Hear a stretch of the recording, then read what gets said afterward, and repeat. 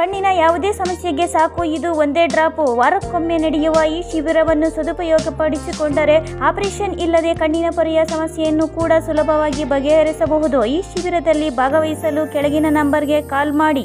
ನಮಸ್ಕಾರ, ನಾನು doctor Eldhose KT ಮಾತಾಡ್ತಾ ಇದ್ದೀನಿ, ನಾಡಿ ಪಾರಂಪರಿಕ ಆಯುರ್ವೇದದಿಂದ. ನಿಮಗೆಲ್ಲರಿಗೂ ಬಿ ಹ್ಯಾಪಿ ಗೋಲ್ಡ್ ಚಾನಲ್ ವೀಕ್ಷಕರಿಗೆ ಸ್ವಾಗತ. ಇವತ್ತಿನ ವಿಷಯ ಬೆರಳುಗಳಲ್ಲಿ ಬರುವಂತಹ ನಮ್ನೆಸ್ ಅಂದರೆ ಜುಮ್ ಜುಮ್ ಬರೋದು. ಎಷ್ಟೋ ಜನಕ್ಕೆ ಇದಕ್ಕೆ ನ್ಯೂರಾಲಜಿಕಲ್ ಡಿಸಾರ್ಡರ್ ಅಂತ ಕರೀತಾರೆ. ಜುಮ್ ಜುಮ್ ಬರ್ತಾ ಇರುತ್ತೆ ಹೆಬ್ಬೆರಳಲ್ಲಿ. ಆಲ್ಮೋಸ್ಟ್ ಹೆಚ್ಚು ಜನಕ್ಕೆ ಹೆಬ್ಬೆರಳು, ತೋರ್ಬೆರಳು, ಮಧ್ಯ ಬೆರಳು ಇಷ್ಟು ಬೆರಳುಗಳಲ್ಲಿ ಜುಮ್ಗಟ್ಟದ್ದು ಬರ್ತಾ ಇರುತ್ತೆ. ಇನ್ನೆಷ್ಟೋ ಜನಕ್ಕೆ ಭುಜದ ಈ ಭಾಗದಲ್ಲಿ ನೋವು ಬರ್ತಾ ಇರುತ್ತೆ, ಅದಾದ ಎಲ್ಬೋ ಜಾಯಿಂಟಿನ ಈ ಭಾಗದಲ್ಲಿ ನೋವು ಬರ್ತಾ ಇರುತ್ತೆ. ಇದಕ್ಕೆ ಟೆನ್ನಿಸ್ ಎಲ್ಬೋ ಅಂತ ಕರೀತಾರೆ. ಈ ಜುಮ್ಗಟ್ಟೋದು ಮತ್ತೆ ಈ ಟೆನ್ನಿಸ್ ಎಲ್ಬೋಗಳು ಮತ್ತು ಇನ್ನೆಷ್ಟೋ ಜನಕ್ಕೆ ಈ ಭಾಗದಲ್ಲಿ ನೋವು ಬರ್ತಾ ಇರುತ್ತೆ, ಈ ಭಾಗದಲ್ಲಿ ನೋವು ಬರ್ತಾ ಇರುತ್ತೆ. ಇವೆಲ್ಲ ನೋವುಗಳು ಬರೋದು ನಮ್ಮ ಕುತ್ತಿಗೆಯ ಕುತ್ತಿಗೆ ಭಾಗ ಇರುತ್ತೆ, ಕುತ್ತಿಗೆಯ ಸರ್ವೈಕಲ್ ಅಂತ ಕರೀತಾರೆ. ಸರ್ವೈಕಲ್ನ ಕುತ್ತಿಗೆಯಲ್ಲಿ 8 ಡಿಸ್ಕ್ ಇರುತ್ತೆ.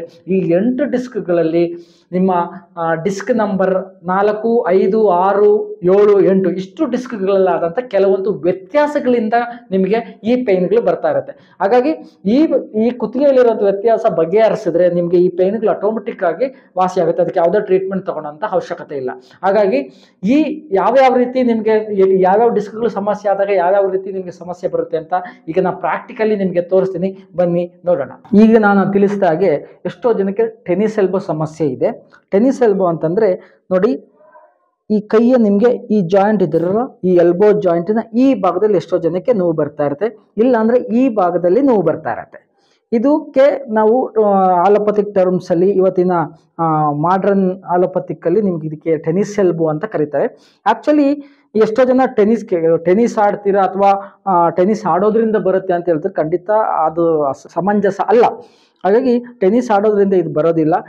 ಇಲ್ಲಿಗೆ ಈ ಜಾಗಕ್ಕೆ ಇರುವಂಥ ಸರ್ಕ್ಯುಲೇಷನ್ ಬರುವಂಥದ್ದು ನೋಡಿ, ನಮ್ಮ ಮನುಷ್ಯನ ಸರ್ವೈಕಲ್ ಕುತ್ತಿಗೆಯ ಕೆಳಭಾಗ ಅಂತಂದರೆ C5, C6, C7, C8 ಈ 6, 7, 8 ಭಾಗದಿಂದ ನಿಮಗೆ ಇಲ್ಲಿಗೆ ಈ ಭಾಗಕ್ಕಿರುವಂತಹ ಸರ್ಕ್ಯುಲೇಷನ್ ಬರುತ್ತೆ.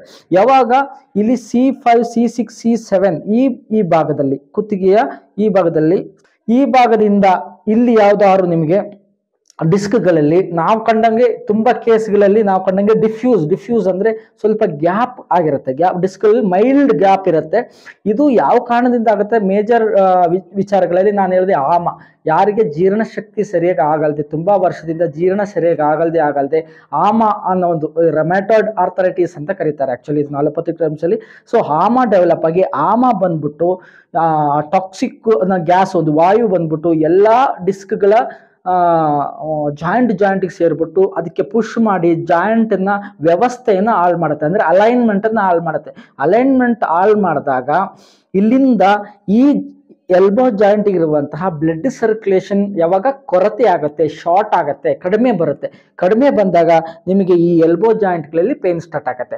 ಇದನ್ನೇ ಟೆನ್ನಿಸ್ ಎಲ್ಬೋ ಅಂತ ನಾವು ಕರಿತೀವಿ. ಆ್ಯಕ್ಚುಲಿ ಇದಕ್ಕೆ ಈ ಟೆನ್ನಿಸ್ ಎಲ್ಬೋ ಜಾಗದಲ್ಲಿ ಟ್ರೀಟ್ಮೆಂಟ್ ಕೊಡೋ ಅವಶ್ಯಕತೆನೇ ಇಲ್ಲ.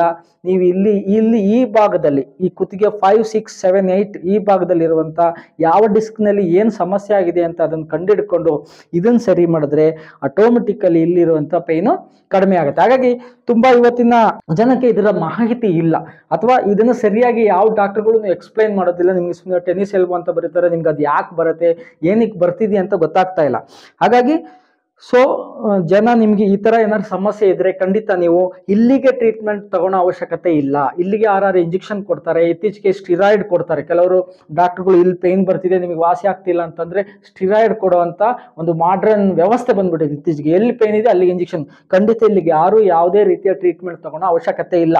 ಹಾಗಾಗಿ ನೀವು ಏನಾದಂಥ ಸಮಸ್ಯೆ ಇದ್ದರೆ ನಿಮಗೆ ಗೊತ್ತಾಗ್ಬೋದು. ಈ ಭಾಗದಲ್ಲಿ ನೀವು ಟಚ್ ಮಾಡಿದ್ರೆ ಅಥವಾ ಹಿಂಗೆ ಫೀಲ್ ಮಾಡಿದ್ರೆ ನಿಮಗೆ ಪೇನ್ ಬರ್ತಾ ಇರುತ್ತೆ, ಇಲ್ಲೆಲ್ಲ ಪೇನ್ ಬರ್ತಾ ಇರುತ್ತೆ, ಇಲ್ಲೂ ಕೂಡ ಪೇನ್ ಬರ್ತಾ ಇಲ್ಲೂ ಪೇನ್ ಬರ್ತಾ ಇರುತ್ತೆ. ನೀವು ಅರ್ಥ ಮಾಡ್ಕೊಬೇಕು, ಇದು ಇಲ್ಲಿ ಡಿಸ್ಕ್ದೇ ಪ್ರಾಬ್ಲಮ್ ಅಂತಲ್ಲ. ಹಾಗಿದ್ದಲ್ಲಿ ನೀವು ಈ ಡಿಸ್ಕಿಗೆ ಯಾರಿಗೆ ಸರಿಯಾಗಿ ಯಾರು ಟ್ರೀಟ್ಮೆಂಟ್ ಕೊಡ್ತಾರೆ ಅವ್ರನ್ನ ಮೀಟ್ ಮಾಡಿ ಈ ಡಿಸ್ಕಿಗಿರುವಂಥ ಟ್ರೀಟ್ಮೆಂಟು ಅಥವಾ ಗ್ಯಾಸ್ಟ್ರಿಕ್ಕಿಗಿರುವಂಥ ಟ್ರೀಟ್ಮೆಂಟ್ ನೀವು ತಗೋಬೇಕಾಗತ್ತೆ. ಅಕಸ್ಮಾತ್ ಯಾರೂ ಸಿಕ್ಕಲಿಲ್ಲ ಅಂದರೆ ನೀವು ನಮ್ಮನ್ನು ಸಂಪರ್ಕಿಸ್ಬೋದು. ನಿಮಗೆ ಇದ್ರ ಬಗ್ಗೆ ಅಥವಾ ತುಂಬ ಅನುಮಾನಗಳಿದೆ ಅಥವಾ ಸರಿಯಾಗಿ ಇದಕ್ಕೆ ಟ್ರೀಟ್ಮೆಂಟ್ ಮಾಡೋರು ಅಥವಾ ಅದನ್ನು ಸರಿ ಮಾಡಿಕೊಟ್ಟು ಅಲೈನ್ಮೆಂಟನ್ನು ಸರಿ ಮಾಡಿಕೊಡೋರು ಸಿಕ್ಕಿಲ್ಲ ಅಂತಂದರೆ ನಾವು ಕೂಡ ನಿಮ್ಮ ಏನು ಸಮಸ್ಯೆ ಇದೆ ಅದನ್ನು ಖಂಡಿತವಾಗ್ಲಿ ಸರಿ ಮಾಡಿಕೊಡ್ತೀವಿ ಅಂತ ಹೇಳ್ತೀವಿ. ಧನ್ಯವಾದ, ನಮಸ್ಕಾರ.